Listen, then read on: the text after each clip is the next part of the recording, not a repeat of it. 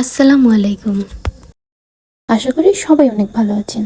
আলহামদুলিল্লাহ আমি অনেক ভালো আছি। আমার নতুন একটা ভিডিওতে সবাইকে ওয়েলকাম।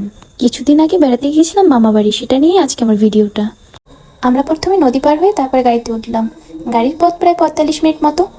সুন্দর রাস্তা, চারিপাশে প্রকৃতিও খুব সুন্দর। তবে 3 ভাগের 1 ভাগ রাস্তা শেষ হয়ে যাওয়ার পরে শুরু হয় আসল রাস্তা। 3 ভাগের 2 ভাগ বেশ ভালোই, তারপরে লাস্ট ভাগ খুবই প্রিমিয়াম কোয়ালিটির, খুবই হাই কোয়ালিটি। মানে এই রাস্তা দিয়ে একবার গেলে আপনার পেটে যদি ভাত থাকে, যে কোনো খাবার থাকলে ইজিলি হজম হয়ে যাবে। আমাদের সাথে আমাদের আয়ান বাবু গিয়েছিল। এই যে বাচ্চারা গিয়েই শুরু করে দিয়েছে তাদের দুষ্টমি। ঘোরাফেরা আর কি করব, এদেরকে সামলাতে সামলাতেই সময় শেষ।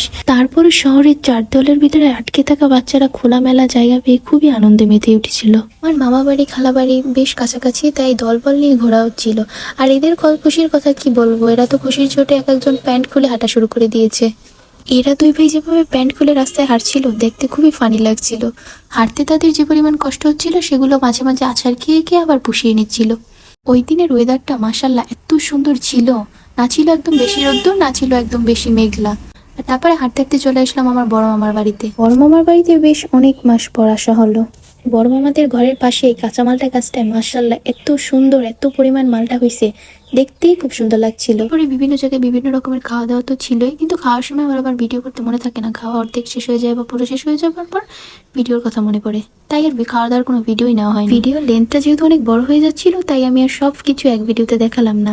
ইনশাল্লাহ আমি পরের ভিডিওতে আরো অনেক কিছু দেখাবো।